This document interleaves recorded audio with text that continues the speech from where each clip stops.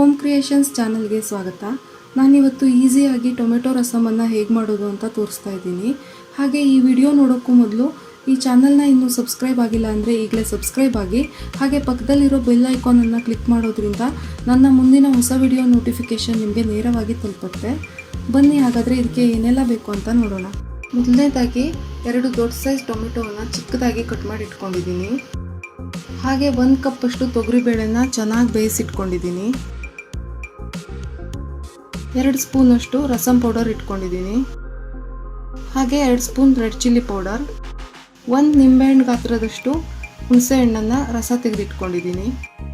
ಸ್ವಲ್ಪ ಎಣ್ಣೆ ಒಗ್ಗರಣೆಗೆ, ಕರಿಬೇವು ಹಾಗೆ ಸ್ವಲ್ಪ ಕೊತ್ತಂಬರಿ ಸೊಪ್ಪು. ಒಂದು ದಪ್ಪ ತಳ ಪಾತ್ರೆಗೆ 2 ಸ್ಪೂನ್ ಅಷ್ಟು ಕೊಬ್ಬರಿ ಎಣ್ಣೆ ಹಾಕ್ತಾ ಇದ್ದೀನಿ. ಎಣ್ಣೆ ಬಿಸಿ ಆದಮೇಲೆ 1 ಟೀ ಸ್ಪೂನ್ ಅಷ್ಟು ಸಾಸಿವೆ ಹಾಕ್ತಾ ಇದ್ದೀನಿ.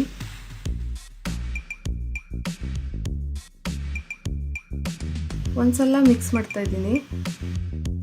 ಸಾಸಿವೆ ಸಿಡಿತಾ ಇದೆ. ಈಗ ಇದಕ್ಕೆ ಕಟ್ ಮಾಡಿ ಇಟ್ಕೊಂಡಿರೋ ಟೊಮೆಟೊ ಪೀಸ್ಗಳನ್ನು ಹಾಕ್ತಾ ಇದ್ದೀನಿ. ಒಂದ್ಸಲ ಚೆನ್ನಾಗಿ ಮಿಕ್ಸ್ ಮಾಡಬೇಕು.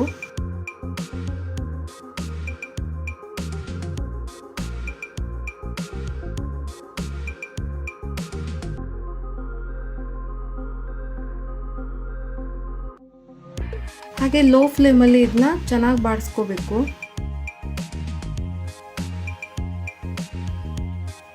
ಎರಡರಿಂದ 3 ನಿಮಿಷ ಆಗಿದೆ. ಚೆನ್ನಾಗಿ ಬೆಂದಿದೆ ಟೊಮೆಟೊ. ಇವಾಗ ಅರ್ಧ ಸ್ಪೂನ್ ಅಷ್ಟು ಜೀರಿಗೆ ಹಾಕ್ತಾ ಇದ್ದೀನಿ.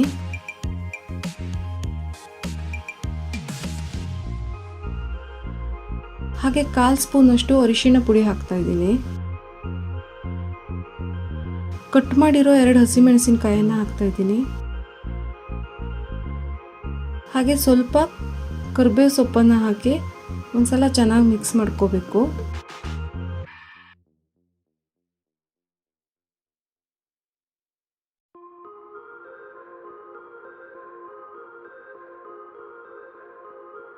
ಈಗ ಸ್ವಲ್ಪ ಹುಣಸೆ ರಸವನ್ನು ಸೇರಿಸ್ತಾ ಇದ್ದೀನಿ.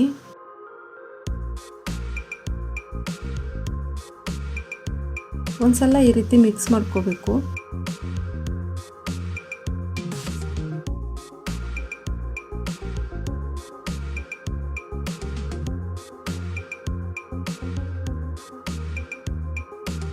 ಹಾಗೆ 2 ಸ್ಪೂನ್ ಅಷ್ಟು ಉಪ್ಪು ಹಾಕ್ತಾ ಇದ್ದೀನಿ.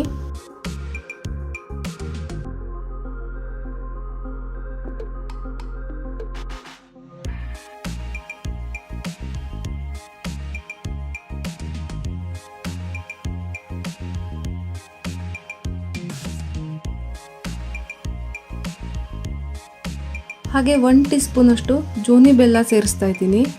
ಜೋನಿ ಬೆಲ್ಲ ಆರೋಗ್ಯಕ್ಕೆ ತುಂಬ ಒಳ್ಳೆಯದು.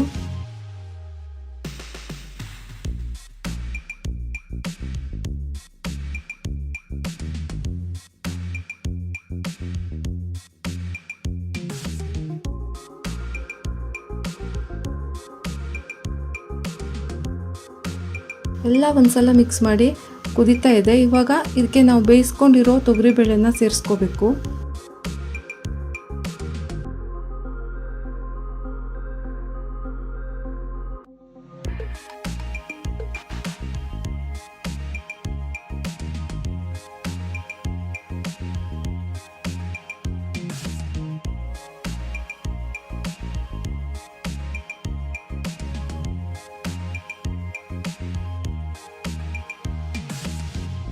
ಬೇಯಿಸಿರೋ ಬೇಳೆ ಹಾಕಿ ಮಿಕ್ಸ್ ಮಾಡಾದ್ಮೇಲೆ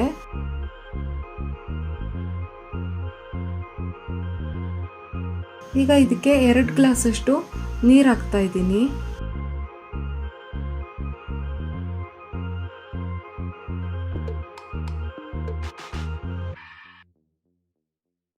ಇದ್ರ ಥಿಕ್ನೆಸ್ ಅನ್ನ ನೋಡಿಕೊಂಡು ನೀವು ಹಾಕೋಬಹುದು ನೀರನ್ನ.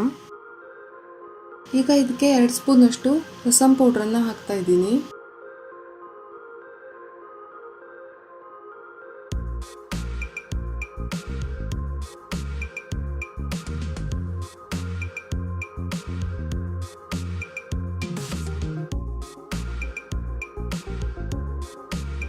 ಹಾಗೆ 2 ಸ್ಪೂನ್ ಅಷ್ಟು ರೆಡ್ ಚಿಲ್ಲಿ ಪೌಡರನ್ನು ಹಾಕ್ತಾ ಇದ್ದೀನಿ.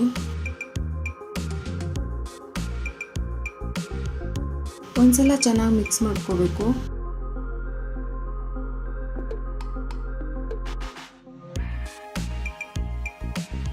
ಇದಕ್ಕೆ ಸ್ವಲ್ಪ ಕೊತ್ತಂಬರಿ ಸೊಪ್ಪನ್ನು ಹಾಕ್ತಾ ಇದ್ದೀನಿ.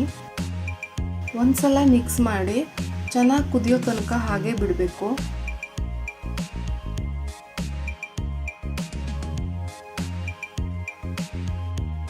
4 ರಿಂದ 5 ನಿಮಿಷ ಇದು ಚೆನ್ನಾಗಿ ಕುದೀತಾ ಇದೆ.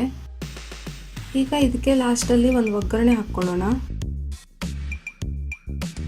ಒಗ್ಗರಣೆಗೆ ನಾನಿಲ್ಲಿ 3 ಸ್ಪೂನ್ ಆಗೋಷ್ಟು ಕೊಬ್ಬರಿ ಎಣ್ಣೆನ ಹಾಕ್ತಾ ಇದ್ದೀನಿ.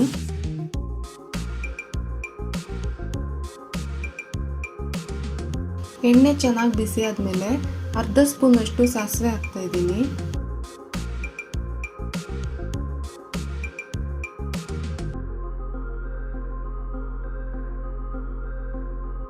ಸಾಸಿವೆ ಚಟ್ಪಟ ಅಂದಮೇಲೆ 2 ಕೆಂಪು ಮೆಣಸಿನಕಾಯಿನ ಮುರಿದು ಹಾಕ್ತಾ ಇದ್ದೀನಿ.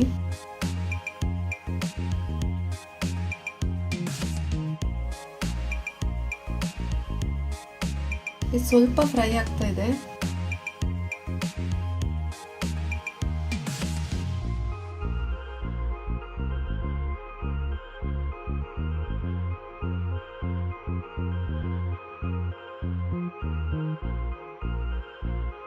ಹಾಗೆ ಇದಕ್ಕೆ 1 ತೊಗರಿಬೇಳೆಯಷ್ಟು ಕ್ರಿಸ್ಟಲ್ ಹಿಂಗನ್ನು ಹಾಕ್ತಾ ಇದ್ದೀನಿ.